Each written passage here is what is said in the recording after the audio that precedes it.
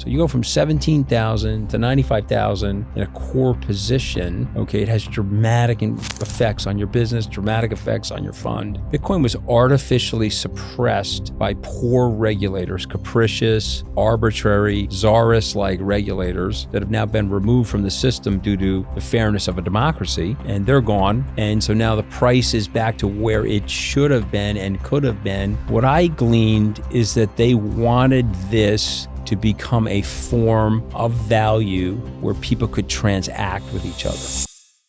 What if Bitcoin isn't just digital gold, but the future of global finance? Anthony Scaramucci, founder of Skybridge Capital, believes Bitcoin could hit $300,000 in just 5 years. From pension funds to government strategy, Scaramucci shares eye-opening insights into crypto's future.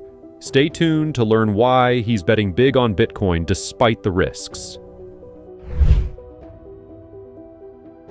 Bitcoin goes from 17 talking to you today in December of 2024. Coin's 95,000, 96,000. But in 2022, December, 17,000. So you go from 17,000 to 95,000 in a core position. Okay, it has dramatic effects on your business, dramatic effects on your fund. And so now we're back in position. The great irony is the best time to give us money, Julia, was in December of 2022. Which no one would touch us with a 10-foot pole. But now people are, wow, these guys really hit this thing. They really understand it. Of course, guess what? We're raising money again.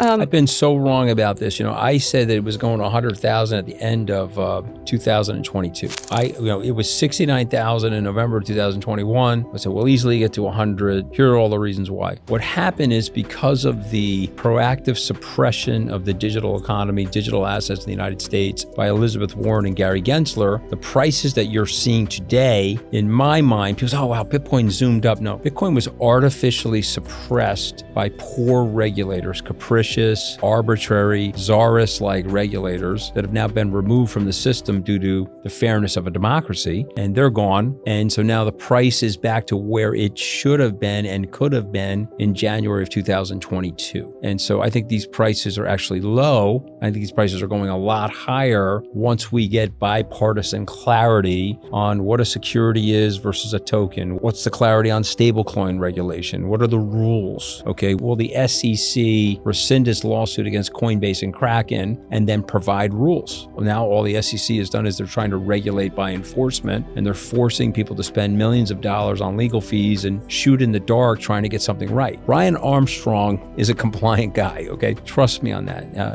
The Kraken guys paid fines. The Kraken guys have tried to comply. These guys keep bringing lawsuits. You don't tell them what the rules are. They will follow the rules. All you have to do is tell them what the rules are. Once that happens, these prices are going a lot higher. I don't want to start throwing out, price targets because I get them wrong all the time. I said 100. I said at the beginning of this year, halving cycle's coming in April. Wherever this thing is in April, it'll be 4x that by the end of the cycle. It was 60,000. I said, okay, you'll get to at least 170,000 by the end of the cycle. This stuff will happen a lot faster now because of positive regulation ahead.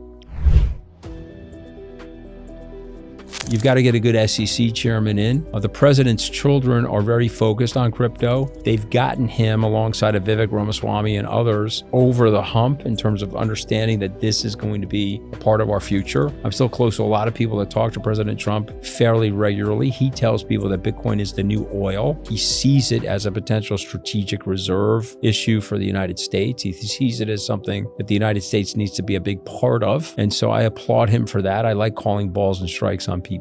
And I think they've done a good job so far of laying out a framework. And the last thing, which I think is also very important, is there are senators like Gillibrand, our senator here, and senators like Schumer, senior senator from New York, that have told people privately, myself included, that they want cryptocurrency, stablecoin clarity in terms of what the legislation is going to look like. And they're hoping to do that in the first year of the next congressional term. So for all those reasons, from a regulatory point of view and from a demand point of view, you'd have to be bullish on this asset class. Anthony Scaramucci has always been a risk taker, but his decision to pivot Skybridge Capital into Bitcoin was a game changer. Betting big on Bitcoin in 2020, he now predicts the cryptocurrency could soar to $300,000 within 5 years, thanks to increasing institutional adoption.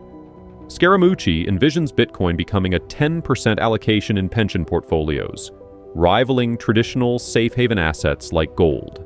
He also shares his unique perspective on regulation, highlighting the Trump administration's strategic approach to Bitcoin. Stick around to learn how he believes Bitcoin can transform global finance and why he's more bullish than ever. So I've read the white paper several times. I don't know who Satoshi is. I did meet Hal Finney. This was like a fluke. I wrote that in the book. And of course, those listening in, Hal Finney was the person that received the first Bitcoin from the Satoshi wallet. So he emailed him a Bitcoin to prove that the network worked, that you could actually transact over the blockchain on the Bitcoin network. It would have been hard to buy it. It was at a very cheap price. It would have been hard to store it. You and I both know that there's probably 1 to 3 million tokens that have disappeared as a result of the problems related to the early storage of it and the problems related to accessing it. What I gleaned from thinking about those presentations, my notes from those presentations, and from reading the Satoshi white paper, what I gleaned is that they wanted this to become a form of value where people could transact with each other. What I gleaned after reading Neil Ferguson's book, The Ascent of Money, that these guys looked at it from a technological perspective. They said, okay, what are the tenets of money that we've accepted over the last 5,000 years? Money is a technology that you and I are using with each other. I don't do that. I have money in my pocket, right? And we have this technology. Now, these technologies are typically worthless, okay? And I'll give you evidence of it. I have a piece of cloth in my $100 bill in my pocket. It's 75% cotton, 25% linen. You can look it up on the internet. That's the composition of a US dollar. It's this big. Is it worth anything? Well, the answer is no, it's not worth anything, but we both perceive it to be worth something. If I give it to the valet, he's super happy with me because now he has value that he can exchange for something else. You have digits in your bank account. I have digits in my bank account. Let's say I have these many digits in my bank account and I buy a Mercedes-Benz. The digits come out of my bank account, they go into the dealer's bank account, and they deliver me this hard asset that's made of steel and has a combustion engine. But what are those digits? Are those digits worth anything?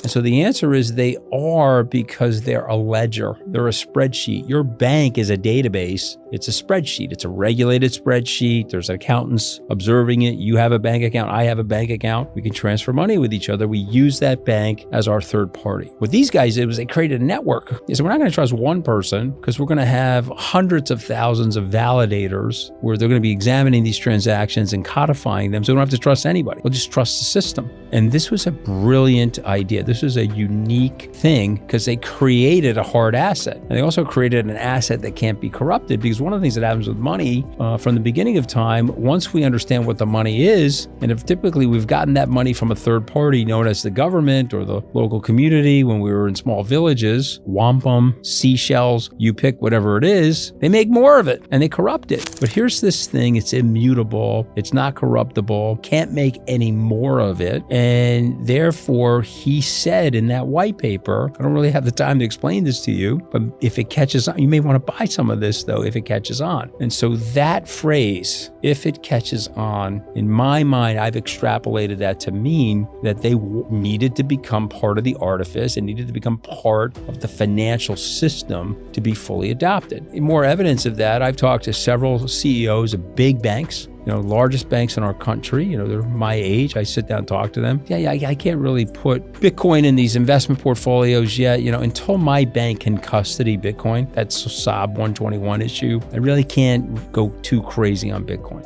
Yes, we'll take reverse inquiry on Fidelity or BlackRock's Bitcoin ETF. If someone calls me and says, buy me $100,000, yes, we'll put it in custody with his CUSIP number. But until we can actually hold digital Bitcoin and its expression in a wallet, in our bank, and it's appropriately accounted for from a regulatory capital perspective in a way that we can make money off of it, I can't get close to Bitcoin. And I think that's coming. Yeah. And so just imagine these 6, 7, 8 major banks, once they can custody and hold Bitcoin.